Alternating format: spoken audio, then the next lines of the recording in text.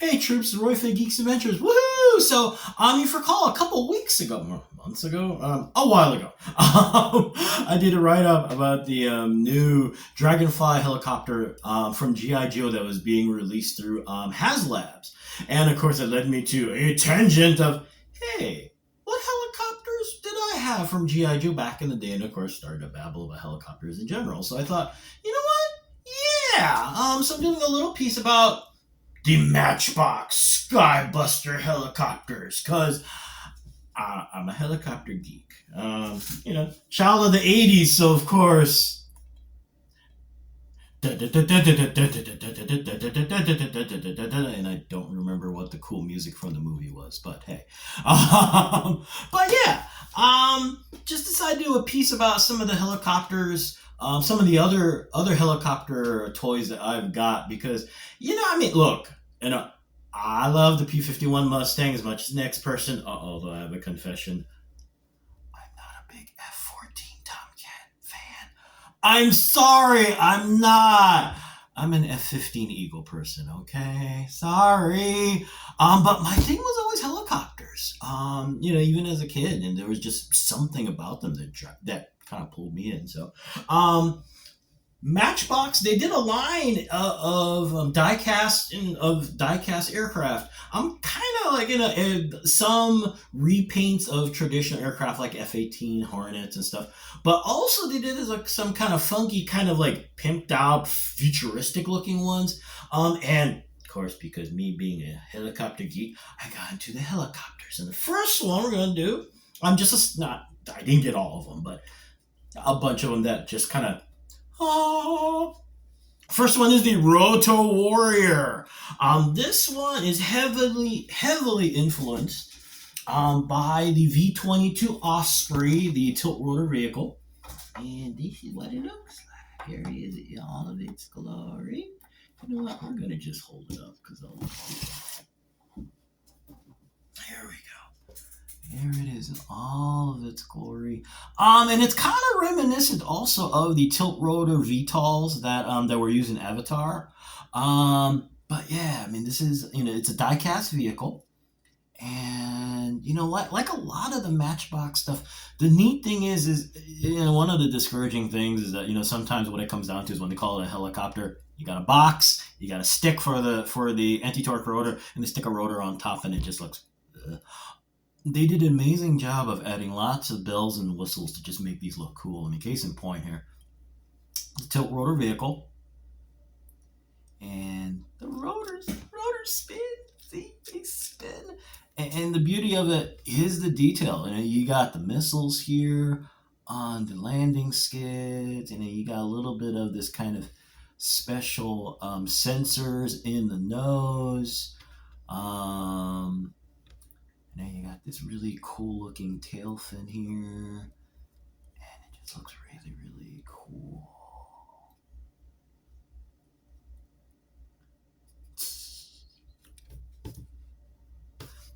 Next one.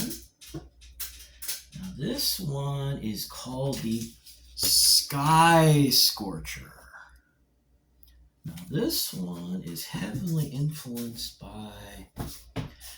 Choppers traditionally, the tilt rotor is one of the latest things that come in to try and make changes to improve performance. Blah, blah, blah, blah. The Russians, now there's another way of doing that where you put one rotor on top of the other one. They spin in opposite directions, counter rotating.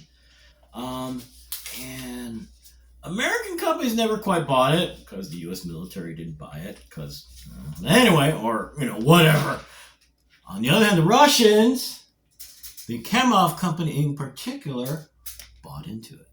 And they created this legendary helicopter, the Ka-52. The NATO designation, I think, is still Hokum, but the other nickname you hear bandied about is the alligator, because it's got the big nose, and the werewolf, because it's a scary flying machine. This is it. So you got the two rotors, top and bottom. And like the actual chopper itself, look, this thing is just packed to the gills with firepower. You got multiple missiles. You even got like little guns in the chin. Giant, massive engines. The history of the Holcomb is actually kind of funny because, the Mi-24, that was the, remember in Top Gun Maverick, the giant helicopter that kind of comes swooping in for Maverick. That's the Mi-24 Hind, the umpteenth iteration of the helicopter. It's basically it was the boogeyman. It's the boogeyman for a lot of people for the longest time. If it's not the Mi-24 Hind, it's the AH-64 Apache. It was so nightmarish that when it was used in Afghanistan by the Russian military, the Afghans call it the Devil's Chariot. Well, for the longest time, there was this giant machine, and then all of a sudden, one horrible picture of this thing that had two rotors on it. I was like, what the heck is it? It was a horrible picture. It's one of those, spy got lucky and caught the picture, for the longest time. Everyone was like, what the heck is this thing? And all sorts of really bad pictures and whatnot. And then it came out and it turned out to be a nightmare machine. And this is, it's so cool. And I love the fact that if you look really closely, you can see the two seats in the cockpit. Technically, the Holcomb, if memory serves, it's either a one-seater, or it's two seats in tandem, side by side. They're side by side, not like this, okay, which is the American traditional way of doing it in an attack helicopter. But anyway, pretty. Now the next one is called the Rescue Blade, and this one is reminiscent. This is an old school chopper. There we go. It's a Swarovski MH53. It's based on the Sea Stallion or the Jolly Green Giant. It's the Pavlo helicopter. Basically designed for extraction, search and rescue. I would imagine lots of special ops were done in this that we'll never know about. But the amazing thing about the chopper is you've got all these sensors. You look at the nose, that's way beyond my ability to reach. It's got the big old refueling probe out there and additional sensors and all sorts of bells and whistles that make it incredibly cool. And this is the chopper itself. And one of the nice touches, remember I said, it's kind of in the Skybuster line, a number of the aircraft, it's kind of like a futuristic, really, really kind of a different take on the helicopters. And I love on this one, was it I believe this is called the Fenstron shrouded tail rotor. You'll see this one on the Dolphin helicopter, and also it started on the Gazelle. AKA, for those of you who are fans of the movie, yeah, you remember it because of Blue Thunder. But yeah, this is specific, I think, let's see. Oh yeah, the RH-60, whatever it was, Comanche was going to use the shrouded rotor, I believe, memory serves. But yeah, look at this thing. I love that little detail here that the doors open for extraction. You even got a little seat in here. And, you've even got the winch up here. The nice thing is that it just, all these little extra things that just make it look so unique. You've got the little extra tail fins here, these sensors in the front, this massive rotor, even these giant engines. It just looks so unique. They look really, really cool. Now, my favorite, though, the line is called the Air Grabber. And this chopper is reminiscent of two for me. One is a prototype, which unfortunately it was a prototype, but it was an amazing, magnificent helicopter. One is what's considered by many to be the finest military attack helicopter out there right now. Now, the prototype is this beast, the AH-56 Cheyenne. Before I can never quite get the timeline straight. Somewhere the AH-1 Cobra and this helicopter sort of kind of cross streams. Now, which led to what or what came first, it gets kind of weird. Sometimes it's implied that this led to the Cobra because they wanted a cheaper version of it. Sometimes it's implied that the Cobra was actually going to be coming out, but they wanted something bigger, and so Lockheed came up with this prototype. So whichever the case may be, I mean, look at this thing. It looks like a fighter plane. It's got massive wings. This huge, funky.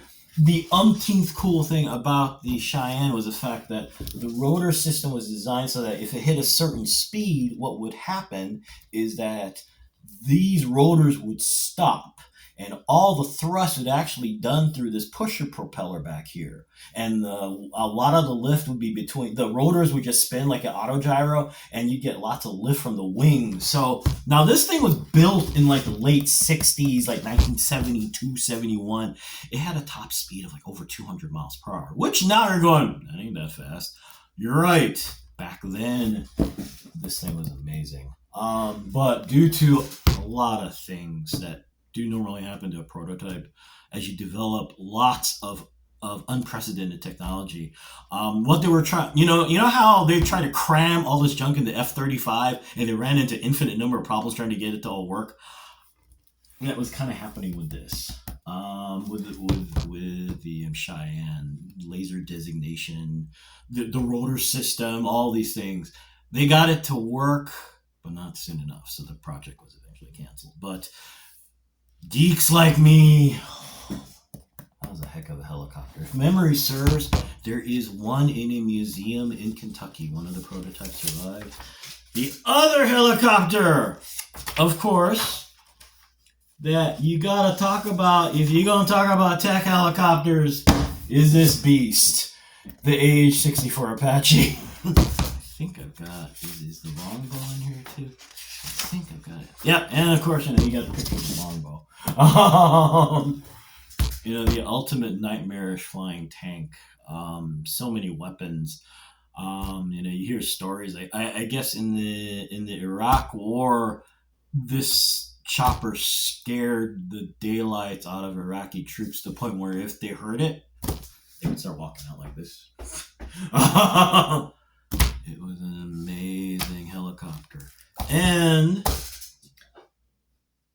this is the Skybuster take on both of those choppers. Yes, it is. Is it practical? No. And you got this little mini wing here that has no purpose. You got this sort of kind of wing. You've got, you've got one engine. You got one engine here. You got this other engine here that does jet boost, turbo boost. It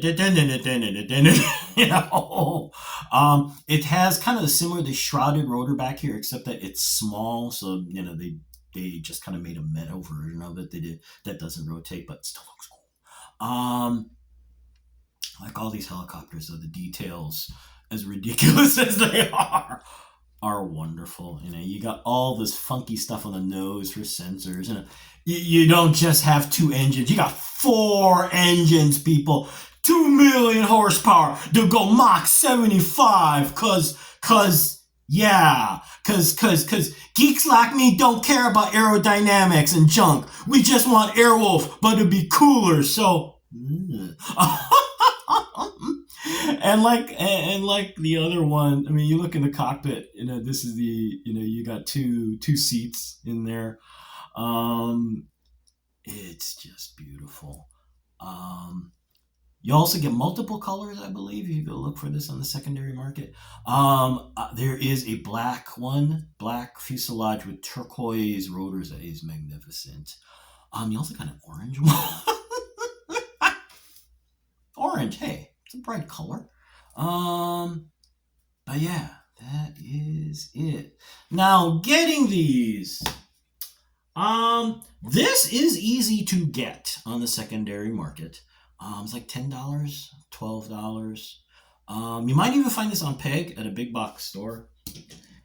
This is kind of quirky. This, it's not the easiest thing to find. It sporadically pops up, but the price point's along the lines of this one. So, this one things get ugly. You might be able to find this on Peg, in the secondary market. This is like going for $20. I'm not sure why. It just is. But the thing to be really wary of is this one. I don't know what happened, if this is like was a limited run or what.